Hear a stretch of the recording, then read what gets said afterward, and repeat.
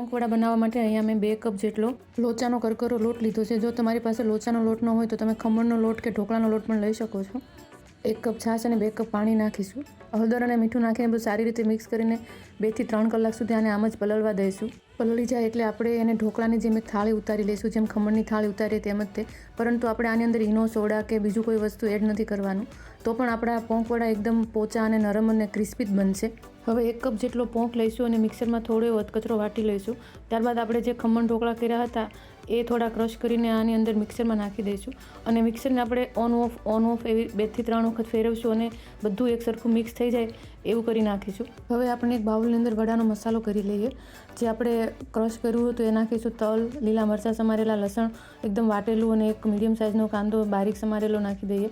અહીંયા મેં ભાજી નાખી છે, પાલકની ભાજી, મેથીની ભાજી અને કોથમીર, જે મેં ધોઈને સાફ કરીને સમારીને લીધી છે. મીઠું નાખીશું સ્વાદ મુજબ, હિંગ અને થોડો લીંબુનો રસ નાખી દઈએ.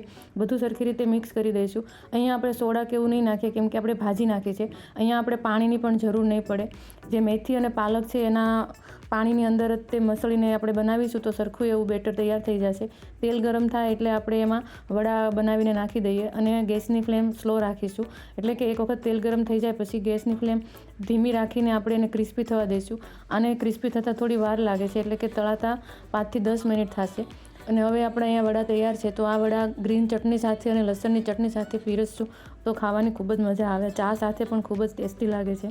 તમે એકવાર આ સુરતી પોંક વડા બનાવીને જરૂર ખાજો. શિયાળાની સિઝનમાં પોંક વડા ખાવાની ખૂબ મજા આવે છે, તો તમે જરૂરથી એક વખત બનાવો.